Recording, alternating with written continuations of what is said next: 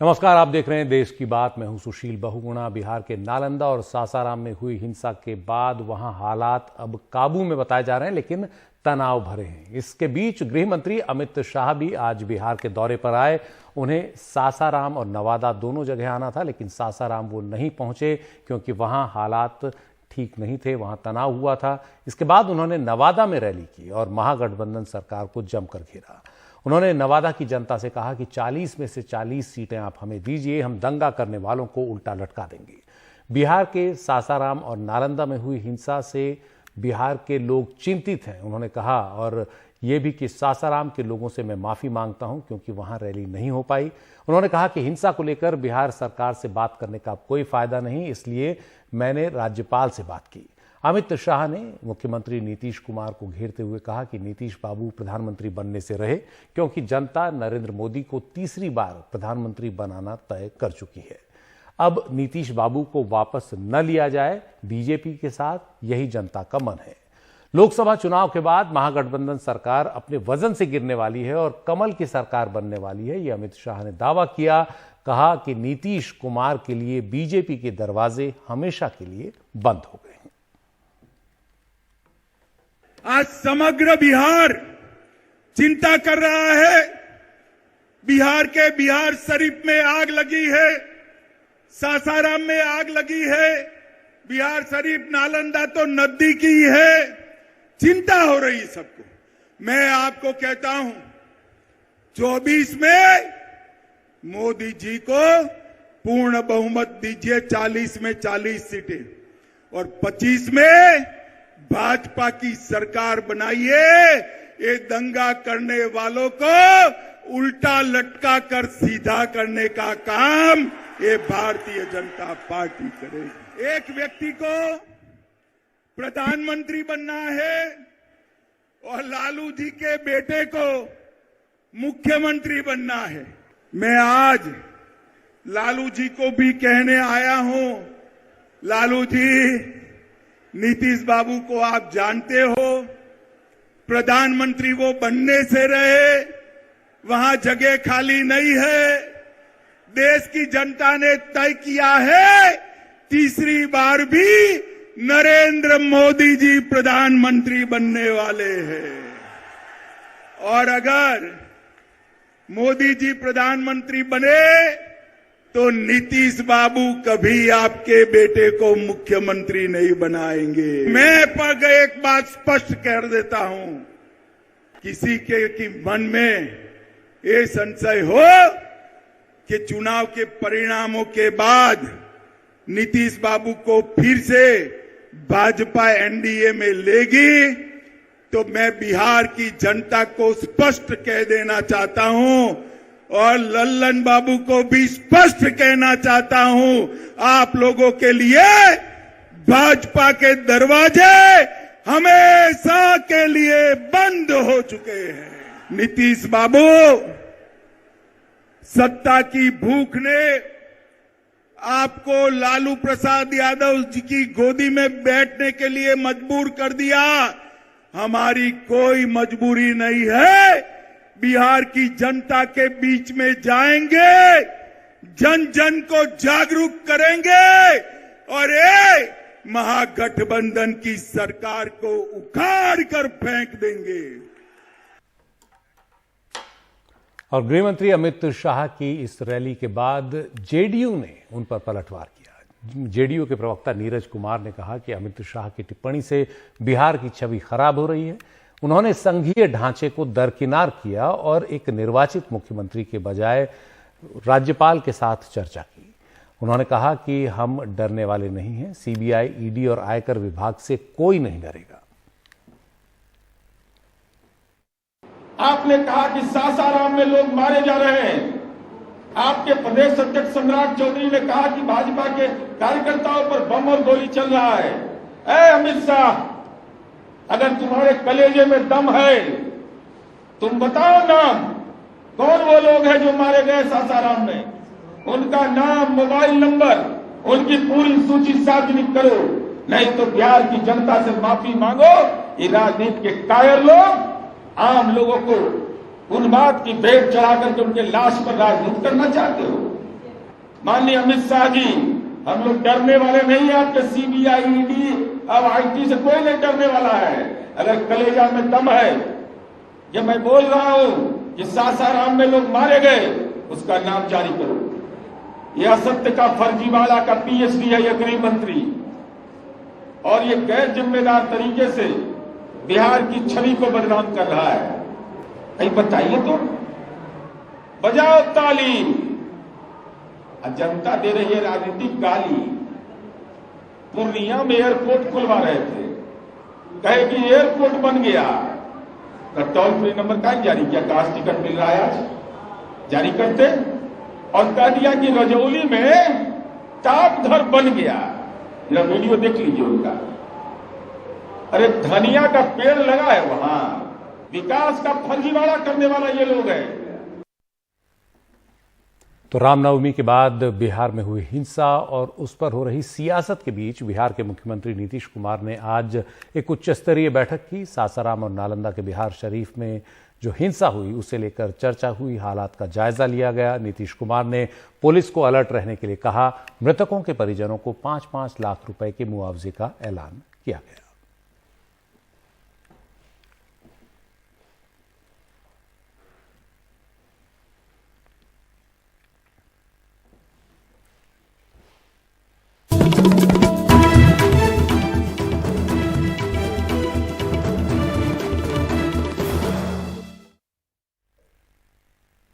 अगले साल होने वाले आम चुनावों से पहले सियासत अब काफी तेजी से गर्मा चुकी है। सभी पार्टियां एक दूसरे को घेरने में जुटी हुई हैं, इसके लिए रणनीति बना रही हैं। बीजेपी ने भी कांग्रेस को घेरने के लिए जो रणनीति बनाई, उसी के तहत आज से एक वीडियो कैंपेन शुरू किया। इसे कांग्रेस फाइल्स नाम दिया गया है। हमारे साथ हमारे सहयोगी अखिलेश शर्मा हैं। अखिलेश, ये जो वीडियो कैंपेन है कांग्रेस फाइल्स नाम से, इसमें क्या आरोप बीजेपी लगा रही है कांग्रेस पर? देखिए, मूलतः जनता को याद दिलाने का प्रयास है कि किस तरह से यूपीए के कार्यकाल में बड़े पैमाने पर घोटाले हुए थे। ये बीजेपी का आरोप जो है उसको दोहराया जा रहा है ताकि जनता को याद दिलाया जा सके। हाल ही में पीएम मोदी ने कहा था एक कार्यक्रम में कि किस तरह से तब जो है मीडिया लगातार तथाकथित भ्रष्टाचार के आरोपों की, घोटालों की बात करता था, और अब जबकि उनको सजा दिलाई जा रही है, ईडी, सीबीआई जैसी जांच एजेंसियां काम कर रही, तो ये सारी विपक्षी पार्टियां एक मंच पर आ गई हैं। तो अब बीजेपी उसी मुद्दों को आगे बढ़ा रही है। इसीलिए ये जो सोशल मीडिया पर एक वीडियो बीजेपी की ओर से जारी किया गया है, इसे सीजन 1 का पहला वीडियो बताया गया है। यानी आगे भी इस तरह के वीडियोस आते रहेंगे। और ये जो वीडियो बीजेपी ने आज जारी किया है, इसमें यूपीए पर आरोप लगाया है कि कांग्रेस की जो सरकार थी उसमें 48 खरब 20 अरब 69 करोड़ रुपए के घोटाले किए गए, ये बीजेपी का आरोप है। और इसमें कहा गया कि सरकार इसका इस्तेमाल कई महत्वपूर्ण कार्यों में कर सकती थी। इससे 24 INS विक्रांत बनाए जा सकते थे, 300 राफेल जेट खरीदे जा सकते थे, 1000 मंगल मिशन बनाए या खरीदे जा सकते थे। लेकिन देश को कांग्रेस के भ्रष्टाचार की कीमत चुकानी पड़ी है और वो प्रगति की दौड़ में पिछड़ गए, ये बीजेपी ने आरोप लगाया है। और साथ ही जो घोटाले तब हुए थे, 1,86,000 करोड़ का कोयला घोटाला, 1,76,00,000 करोड़ का 2G स्पेक्ट्रम घोटाला, 10 लाख करोड़ का मनरेगा घोटाला, 17,000 करोड़ का कॉमनवेल्थ घोटाला, इटली से हेलीकॉप्टर का 362 करोड़ रुपए की घूस, रेलवे बोर्ड के चेयरमैन के लिए 12 करोड़ रुपए की घूस, ये तमाम जो आरोप बीजेपी तब लगाती आई है, उन्हीं को एक बार फिर से इस वीडियो में दोहराया गया है। और साथ ही बीजेपी ने यह भी कहा सुशील कि अगला जो एपिसोड होगा उसमें यह बताया जाएगा किस तरह से एक पेंटिंग जिसकी 2 करोड़ रुपए कीमत थी, उसके लिए धमकी दी गई थी खरीदने के लिए। जी, तो इस तरह से अब एक एक कर पुरानी जो चीज़ें हैं उनको बीजेपी याद दिलाने की कोशिश कर रही है, ख़ासतौर पर यूपीए के दौर में और यूपीए के दूसरे दौर में। यूपीए सरकार के जिस तरह से घोटालों की बात एक के बाद एक सामने आई थी, उससे अब बीजेपी याद दिलाने की कोशिश में है 2024 के आम चुनाव से पहले। बहुत बहुत शुक्रिया अखिलेश इस पूरी जानकारी के लिए। उस 2 करोड़ के लिए गांधी परिवार धमकी का भी इस्तेमाल। कांग्रेस नेता राहुल गांधी कल गुजरात के सूरत जाएंगे। खबर है कि राहुल मानहानि केस में 2 साल की जो सजा सूरत की कोर्ट से हुई है, उसे चुनौती देंगे सेशंस कोर्ट में। राहुल को सीजेएम कोर्ट ने मोदी सरनेम के मानहानि के केस में सजा सुनाई थी। सूत्रों के मुताबिक मानहानि मामले में जो उन्हें दोषी ठहराया गया, उस पर रोक की वो मांग करेंगे, कन्विक्शन पर रोक की मांग करेंगे। आपको बता दें, राहुल गांधी 2019 में उन्होंने कोलार में मोदी सरनेम पर टिप्पणी की थी, जिस पर सूरत की कोर्ट ने 23 मार्च को उन्हें दोषी मानते हुए 2 साल कैद की सजा सुनाई थी। लेकिन इस पर अपील के लिए 30 दिन का समय उन्हें दिया गया और ये मसला एक बड़ा राजनीतिक मुद्दा बनकर उभरा। राहुल गांधी के साथ विपक्ष की करीब 19 पार्टियां साथ आईं और इस मुद्दे पर उनके साथ एकजुटता दिखाई और ये एक बीजेपी सरकार के सामने नई चुनौती भी बना है। तो राहुल गांधी को इसके बाद लोकसभा से अयोग्य भी घोषित कर दिया गया, उनकी वायनाड सीट को जो है खाली रिक्त घोषित कर दिया गया, लेकिन उस पर चुनाव का ऐलान चुनाव आयोग ने नहीं किया। सदस्यता राहुल गांधी की रद्द हो चुकी है और कांग्रेस के तमाम नेता जो है बीजेपी के खिलाफ इस मुद्दे पर मोर्चा खोले हुए हैं। अब राहुल कल सूरत जा रहे हैं, देखना है कि कल ही वो अपील फाइल करते हैं या नहीं। हमारे साथ हमारे सहयोगी उमा शंकर सिंह हैं, जिन्होंने इस मुद्दे पर जानकारी दी। तकरीबन 10 दिन के बाद राहुल गांधी की तरफ से ये फैसला किया गया है कि वो सूरत में मजिस्ट्रेट कोर्ट की तरफ से जो फैसला सुनाया गया उसके खिलाफ अपील करें और अपील के लिए सेशन कोर्ट को चुना गया है, जहां पर कल राहुल गांधी जाकर इस सजा के खिलाफ जो है वो अपील दायर करेंगे। साथ ही साथ वो जमानत के लिए भी अर्जी दाखिल करेंगे और इसलिए उनको सूरत मजिस्ट्रेट कोर्ट भी जाना होगा। 30 दिन की मोहलत दी थी सूरत मजिस्ट्रेट कोर्ट ने इस सजा के खिलाफ अपील करने के लिए और जमानत के लिए। तो 10 दिन की जो अवधि है वो बीत चुकी है और अब राहुल गांधी की टीम की तरफ से फैसला किया गया है कि अपील दायर करेंगे। और ये भी कहा जा रहा था कि जब पवन खेरा के खिलाफ गिरफ्तारी वारंट जारी हुआ था तो 24 घंटे के भीतर या कुछ घंटों के भीतर ही पार्टी सुप्रीम कोर्ट चली गई थी। तो आखिरकार इस मामले में देर क्यों हो रही है? पहले जो पार्टी सूत्र है उनकी तरफ से कहा गया था कि क्योंकि फैसला गुजराती में है, ट्रांसलेशन करने में टाइम लग रहा है और इस वजह से देरी हो रही है। लेकिन जाहिर सी बात है कि क्योंकि एक ऐसा फैसला था जिसको लेकर काफी जो राजनीतिक हंगामा है वो हुआ, घमासान मचा, कई सारी जो विपक्षी पार्टियां हैं वो कांग्रेस पार्टी के साथ इस मुद्दे पर आई, यहाँ तक कि टीएमसी जैसी पार्टी और आम आदमी पार्टी जैसी पार्टी भी इस मामले में सरकार की या जो फैसले की आलोचना है वो की गई और एक राजनीतिक बवंडर शुरू हुआ। तो कहीं ना कहीं एक राजनीतिक आकलन भी कांग्रेस पार्टी के फैसले के पीछे रहा होगा, इसलिए भी थोड़ा वक्त लगा और अब ये सोचा गया होगा कि अगर इस फैसले के खिलाफ अपील में नहीं जाते हैं तो उस पर भी काफी सवालात उठेंगे। तो एक कानूनी जो लड़ाई है अपनी जगह और एक राजनीतिक जो मुद्दा है वो अपनी जगह और दोनों ही चीजों को देखने के बाद ये फैसला है जो किया गया है और इसी वजह से कल राहुल गांधी जाएंगे कल सूरत। जो हमारी जानकारी इसके मुताबिक पार्टी के कई वरिष्ठ नेताओं को वहां मौजूद रहने को कहा गया है, यानी कि एक शो ऑफ स्ट्रेंथ जो है, एक ताकत जो दिखाने की जो कोशिश है वहां भी होगी पार्टी की तरफ से। जिस तरह से पार्टी लगातार इस मुद्दे पर देश के अलग अलग हिस्सों में प्रदर्शन कर रही है, मशाल जुलूस निकाल रही है, तो ये जो एक ताकत की नुमाइश जो है वो कल उनके कोर्ट में होने के दौरान भी की जाएगी, ऐसी उम्मीद जो है वो की जा रही है। शुक्रिया उमा। और एक और मसला जिससे सियासत गरमाई हुई है वो सावरकर से जुड़ा है, जिसे लेकर राहुल गांधी ने बयान दिया था कि मैं सावरकर नहीं हूं जो माफी मांग लूंगा, मैं गांधी हूं, जब उनसे कहा गया कि वो लंदन में दिए गए बयानों को लेकर माफी मांगे। इसके बाद महाराष्ट्र की सियासत ज्यादा गरमाई। उद्धव ठाकरे नाराज हुए, उनकी पार्टी ने राहुल गांधी को, कांग्रेस को अल्टीमेटम दिया कि इस तरह से अगर सावरकर का अपमान होगा तो वो बर्दाश्त नहीं करेंगे और ऐसे में फिर विपक्षी दलों की जो एकजुटता थोड़ी खतरे में दिखाई दी उसे संभालने की कोशिश की गई। इसमें जो आगे बढ़कर भूमिका निभाई वो एनसीपी ने, एनसीपी के अध्यक्ष शरद पवार ने कहा कि सावरकर उनके लिए भी बड़े आदर्श हैं। आज शरद पवार ने इस मसले पर खुलकर अपनी राय रखी और उन्होंने कहा कि सावरकर का मुद्दा कोई राष्ट्रीय मुद्दा नहीं है, ये बात अब पुरानी हो गई है। उन्होंने कहा कि उनकी यानी सावरकर की बहुत सारी बातें वैज्ञानिक और सामाजिक नजरिए से सही हैं, देश के लिए उनके बलिदान को नजरअंदाज नहीं किया जा सकता। उस डिस्कशन में कौन से मेजर इश्यूज आज देश के सामने हैं इस पर बात हो गई। उस मीटिंग में मैंने ये कहा कि आज जिनके हाथ में देश की हुकूमत है उनके कारोबार करने का जो तरीका है, इस बारे में हमें मिलकर कुछ सोचने की आवश्यकता है। आज सावरकर ये नेशनल इशू नहीं है, ये पुरानी बात हो गई। सावरकर इनके बारे में हम लोगों ने इनके खिलाफ कुछ बातें की थी, व्यक्तिगत नहीं थी, हिंदूवाद सभा के खिलाफ। श्रीमान शरद पवार इस बात को स्वीकार कर रहे हैं कि वीर सावरकर जी का त्याग, समर्पण, देश के लिए किया हुआ उनका महान कार्य नकारा नहीं जा सकता। उनका यह बयान अपने आप में राहुल गांधी जी के मुंह पर करारा तमाचा है। या तो राहुल गांधी जी का अध्ययन कम है, या अध्ययन होने के बावजूद भी क्या उनकी नासमझी है, या वो जानबूझ करके किसी एक समाज और धर्म को तुष्टीकरण के लिए इस प्रकार की बातें कह रहे हैं। इस साल जिन राज्यों में विधानसभा चुनाव होने हैं उनमें से एक अहम राज्य राजस्थान भी है और वहां अब बीजेपी और कांग्रेस चुनाव के लिहाज से अपने आगे की जो रणनीति है वो तैयार कर रही है। इसी सिलसिले में राजस्थान बीजेपी के विधायक दल की आज बैठक हुई और इस बैठक में राजेंद्र राठौड़ को विधानसभा में नेता प्रतिपक्ष बनाने पर सहमति बनी। राजस्थान बीजेपी के पूर्व अध्यक्ष सतीश पूनिया को विधानसभा में उपनेता बनाने का फैसला किया गया। गुलाब चंद कटारिया के राज्यपाल बनाए जाने के बाद नया नेता प्रतिपक्ष चुना गया है। विधायक दल की बैठक के बाद राजेंद्र राठौड़ ने कहा कि गहलोत सरकार के भ्रष्टाचार के खिलाफ उनकी जंग जारी रहेगी। वहीं सतीश पूनिया ने मुख्यमंत्री पद को लेकर पूछे गए सवालों को खारिज कर दिया।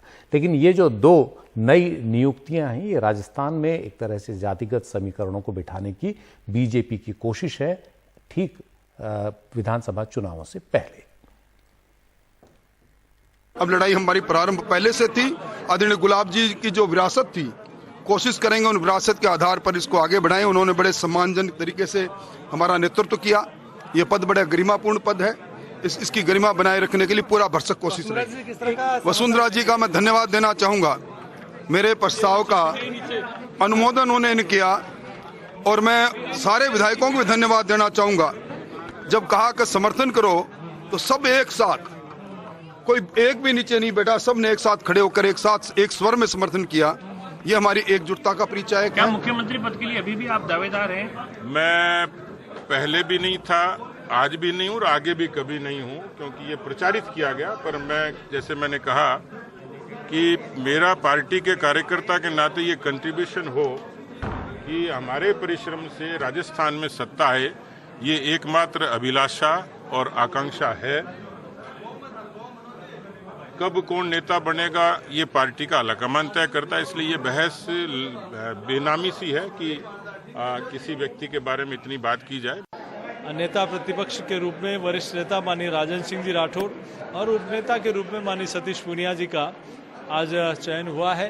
मैं अपनी ओर से दोनों को बधाई देता हूं और लंबे समय से राठौड़ साहब सदन में इस नाते काम करते रहे हैं और सभी लोग सर्वसम्मति से एक मुखी होकर ये प्रस्ताव पारित किया। मैं सभी नेताओं का और विधायकों का आभार प्रकट करता हूँ। युवा और अनुभव, आप युवा और राजेंद्र साहब अनुभवी, आगे विधानसभा चुनाव किस प्रकार से क्या रहेगा? देखिए, युवाओं का जोश और अनुभवी लोगों का तजुर्बा ये मिलता है तो परिणाम बहुत सकारात्मक आते हैं और बहुत जबरदस्त आते हैं और मुझे पूरा विश्वास है कि बहुत अच्छा होगा।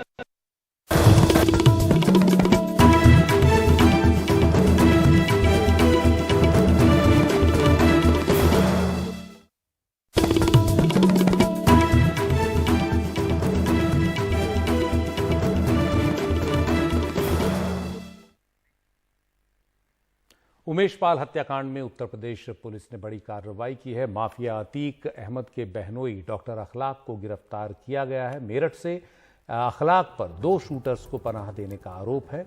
उमेश पाल की हत्या के बाद ये दोनों शूटर्स मेरठ पहुंचे थे, जहां उन्होंने शरण ली थी और अखलाक पर उन्हें शरण देने का आरोप है। शूटर्स गुड्डू मुस्लिम और साबिर को शरण देने का आरोप लगा है। अखलाक ने अतीक के बेटे असद को भी अपने घर में पनाह दी थी। अखलाक को लेकर प्रयागराज पहुंच गई है पुलिस और इस मामले में ज्यादा जानकारी दी हमारे सहयोगी रवीश रंजन शुक्ला ने।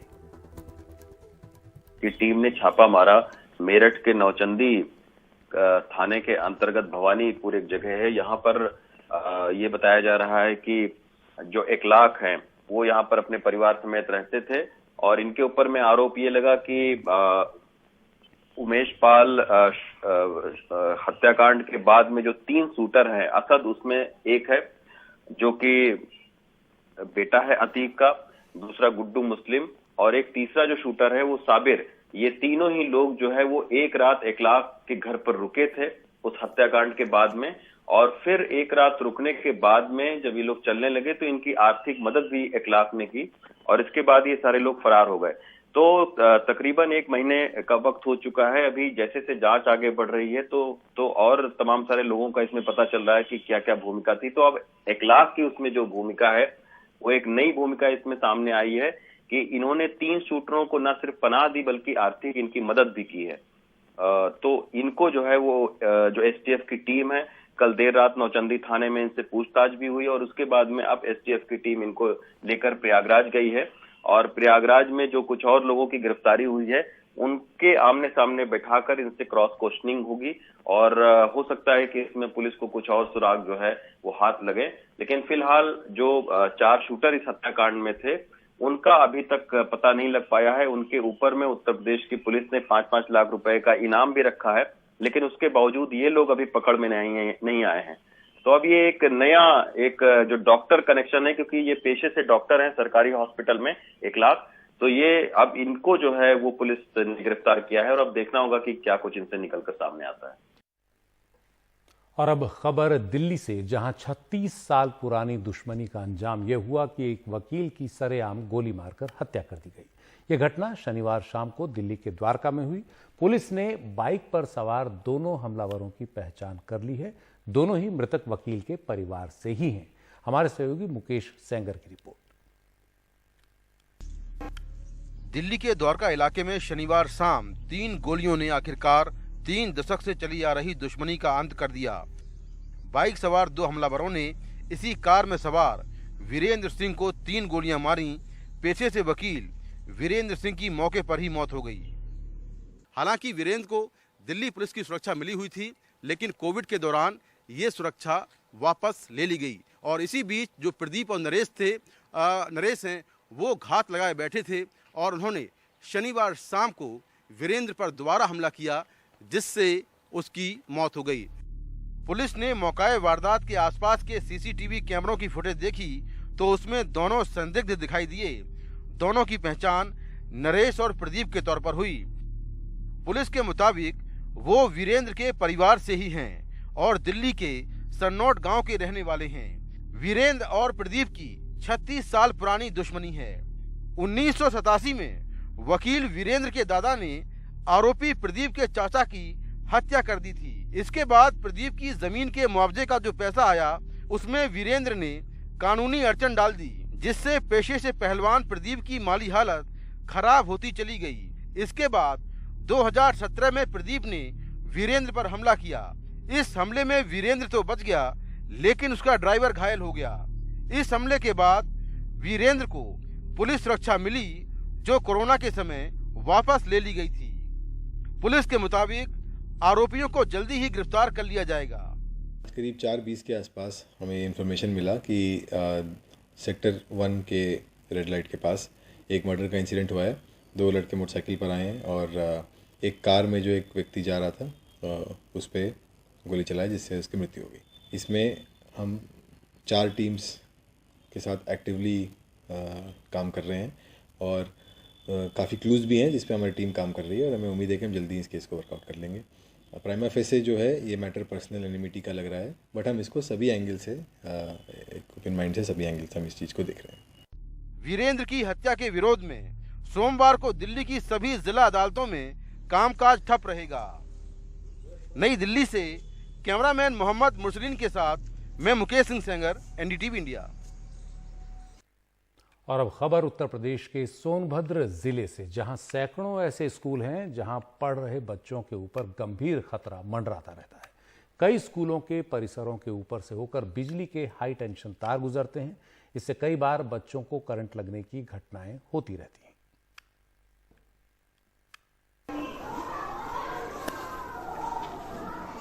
उत्तर प्रदेश के सोनभद्र जिले के मेदिनी खाड़ गांव के रहने वाले 14 साल के नीरज के सर पर बाल नहीं है। उसका एक हाथ भी कट गया है और लंगड़ा कर चलता है। यह सब पैदाइशी नहीं है, बल्कि स्कूल में ही बिजली का झटका लगने की वजह से हुआ। नीरज बड़ा होकर वकील बनना चाहता है। जब ये कक्षा 7 में प्राथमिक विद्यालय मेदिनी खाड़ में पढ़ाई कर रहा था, तब विद्यालय के परिसर में लगे हाई टेंसर तार के खंभे से सटे तार से उसे झटका लगा, जिसकी वजह से उसका एक हाथ और एक पैर काटना पड़ गया। शिक्षा और बिजली विभाग की लापरवाही ने एक होनहार छात्र को विकलांग बना दिया। जब लंच हुआ खाने के लिए तो सब लोग चले गए प्लेट धोने। इसके बाद हम लास्ट में जब 2-3 लाइन बच रहा था तो उसको हम लिख करके उठे। अंतिम वाला प्लेट में कचरा होबे करता है तो उसको लेकर के हम जब एक हैंड पाइप देखे कि खाली है उस पर हाथ धोने तो नहीं जान रहे थे कि स्टे वाला तार में है, ये लाइन आ रहा है। ट्रांसफार्मर इसी जगह खंभा में था। जब हम घूमे झाड़ते हुए प्लेट को तो एक तरफ के पूरा तान लिया, एक तो ये हाथ कट गया है, एक तो इधर का पैर कट गया। वो तार में फिर सट गए तुम? सट गए थे।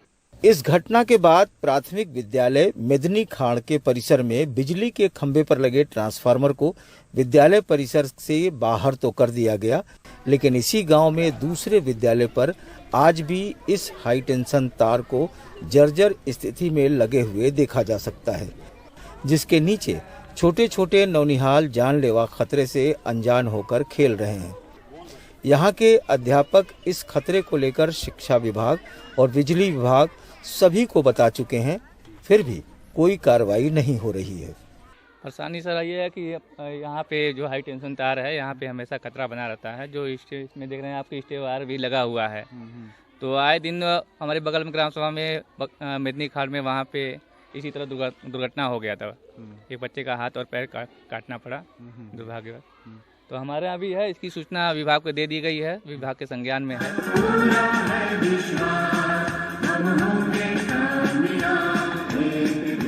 सोनभद्र जिले में 635 ग्राम पंचायतों में 3000 के करीब गांव हैं, जिसमें बेसिक शिक्षा परिषद द्वारा संचालित प्राथमिक और उच्च प्राथमिक विद्यालय 2061 हैं। इनमें करीब 2,65,000 बच्चे पढ़ते हैं। करीब 200 प्राथमिक और उच्च प्राथमिक विद्यालय ऐसे हैं जिनमें हाई टेंशन तार होकर गुजरती है। एनडीटीवी की टीम ने करीब आधा दर्जन विद्यालयों का दौरा किया तो पाया कि कई स्थानों पर काफी जर्जर स्थिति में है। सोनभद्र आसमानी बिजली गिरने से सबसे ज्यादा प्रभावित जिला है। बिजली गिरने से हाई टेंशन तार के इंसुलेटर टूट जाते हैं, जिससे खंभे और सपोर्टिंग तारों में बिजली आने लगती है। इस वजह से स्कूलों में कभी भी बड़ा हादसा हो सकता है। यहाँ पे सर बिजली का एक 11,000 वोल्ट का, जैसा कि आप देख ही रहे हैं, तार गया हुआ है प्रांगण से। और ये मतलब ये समस्या कभी बहुत भयंकर रूप ले सकती है। कई बार इसके लिए एप्लीकेशन भी हम लोग दिया गया, हम लोग को विभाग से भी मांगा गया, लेकिन बिजली विभाग में भी एप्लीकेशन दिया गया, लेकिन ये तार हटा नहीं अभी तक। हमारा जनपद सोनभद्र है, यहाँ पर बिजली का उत्पादन उत्तर प्रदेश में सबसे अधिक होता है और इस वजह से यहाँ पर जो तारों का संजाल है वो भी बहुत ज़्यादा है। हमारे लगभग 200 विद्यालय ऐसे हैं जिनकी बाउंड्री वाल के ऊपर से जो तार हैं वो निकलते हैं। इन सभी का एस्टीमेट बनवा लिया गया है और शासन प्रस्ताव कर दिया गया है। इस खतरे पर न तो शिक्षा विभाग कुछ कह रहा है और न ही बिजली विभाग। बिजली विभाग ने 1 करोड़ का अनुमान बेसिक शिक्षा परिषद को भेजा है और बेसिक शिक्षा विभाग बजट आवंटित होने की बात कहकर अपना पल्ला झाड़ रहा है। इसको हटाने के लिए जो है रिक्वेस्ट आया था बीएसए के यहाँ से, तो हमने एस्टीमेट उनको प्रेषित कर दिया है। लगभग 1 करोड़ का एस्टीमेट है। एस्टीमेट का भुगतान अभी लंबित है, भुगतान होने के बाद उसको तत्काल करा दिया जाएगा। बच्चों से जुड़ा यह एक ऐसा संवेदनशील मामला है जिस पर फौरन कार्रवाई होनी चाहिए, लेकिन अगर इस पर भी बजट का इंतजार करना पड़े तो ये बेहद दुखद है। उम्मीद की जानी चाहिए कि शासन प्रशासन इस समस्या की गंभीरता को समझेगा और फौरन इसका कोई स्थायी समाधान करेगा। सोनभद्र से प्रभात के साथ वाराणसी से अजय सिंह, एनडीटीवी इंडिया।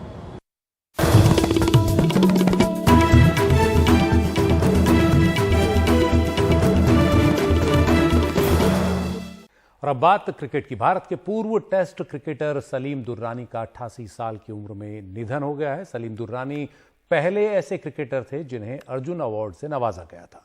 इस महान क्रिकेटर ने भारत के लिए 29 टेस्ट मैच खेले थे, जिसमें उन्होंने 1 शतक और 7 अर्धशतक की मदद से 1202 रन बनाए थे। वो छक्के लगाने के लिए मशहूर थे और कहते हैं कि जहां से आवाज आई कि उनको सिक्सर चाहिए, जनता जहां से डिमांड करती थी वहां हिट लगाते थे, छक्का लगाते थे।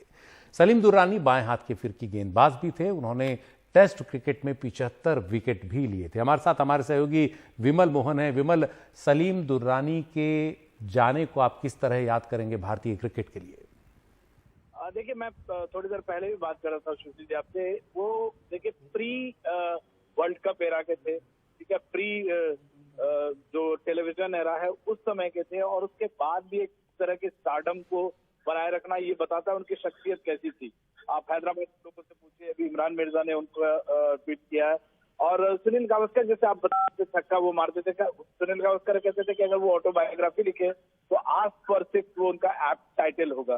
तो एक तरह का जो फ्लैम्बॉयंस था उनका। और देखिए, वो जैसे स्टीवन स्मिथ 9वें नंबर से उन्होंने बल्लेबाजी स्टार्ट की और ओपन करते हैं, वो 10वें नंबर से उन्होंने बल्लेबाजी स्टार्ट की थी। और एक बार खुद मांग कर गए थे, टाइगर पटौदी उनके कैप्टन थे, उन्होंने मांगा था कोर्ट ऑफ स्पिन में कि मुझे बल्लेबाजी करने से, फर्स्ट डाउन आए, एक सेंचुरी बनाई। हालांकि वो मैच हम हार गए, लेकिन अगर उनकी शख्सियत का जैसे आप उनके स्टार्ट बता रहे थे टेस्ट मैचेस में, जो उस समय के खिलाड़ी थे, 29-30 टेस्ट मैच में स्टैटिस्टिक्स कोई इस तरह का बहुत जो मॉडर्न जनरेशन है, यंग जनरेशन, उनके लिए बहुत अट्रैक्टिव होना मुश्किल है। तो उनको फर्स्ट क्लास से देखा जाना चाहिए। 170 फर्स्ट क्लास में 8,500 रन, विकेट भी हैं। तो ये जो बेहतरीन ऑलराउंडर, बेहतरीन शख्सियत, मुझे 1-2 बार उनसे मिलने का मौका मिला। वो जब दिल्ली आए थे, टेनिस DLTA जो है ग्राउंड, वहां पे रुके हुए थे, उनका मैं रिव्यू कर रहा था। जो जिंदा दिली है वो कमाल के जिंदा दिल इंसान थे उनका। और क्रिकेटिंग बैकग्राउंड है उनका। उनके पिताजी जो हैं वो अब्दुल अजीज, वो हनीफ मोहम्मद के कोच थे, जिन्होंने 499 रन फर्स्ट क्लास में बनाया था। तो बहुत बड़ी शख्सियत थे, और लोग जानते हैं सुनील गावस्कर उनको सलीम अंकल कहते थे। जो फियरलेसनेस था उनका, कि आए और खुद से मांग के गए। वेस्ट इंडीज के जो टॉप बॉलर्स हैं उनको, पेस बॉलर्स को मारना। तो उस तरह से जो उनके जमाने के लोग हैं, जो उनके बाद 2-3 पीढ़ी निकल गई, उनको शायद टेलीविजन में वो ड्यू नहीं मिला। वो दिल्ली में नहीं रहते थे, अगर दिल्ली में रहे होते तो शायद ज्यादा स्टूडियोज में लोग उनको पहचानते। और उनका गेम जो है टेलीविजन एरा से पहले का था। लेकिन जो लोग उनके बारे में जानते हैं, जितना उनके बारे में मेंशन है, मुझे लगता है कि वो और ज्यादा डिजर्व करते थे। और प्रोबेबली जो मॉडर्न जनरेशन है वो इस चीज का ख्याल रखे। जो बेस्ट फॉर्म ऑफ गेम माना जाता है, उसमें वो एक शहंशाह नहीं तो बहुत बड़ा स्टार तो जरूर थे। और थोड़ी देर पहले हम लोग बातें कर रहे थे, उनकी फिल्म भी आई, जैसे संदीप पाटिल की फिल्म आई थी कभी अजनबी से, उससे पहले उनकी फिल्म आई चरित्र परवीन बॉबी के साथ। तो एक जो स्टारडम है उनका, और बहुत बाएं हाथ के शानदार बल्लेबाज, और बाएं हाथ के ऑर्थोडॉक्स स्पिनर। तो जी विमल, बहुत बहुत शुक्रिया इस पूरी जानकारी के लिए। तो एक आतिशी बल्लेबाज, एक गेंदबाज, एक अभिनेता सलीम दुर्रानी आज सबसे विदा ले गए। वक्त है एक ब्रेक का।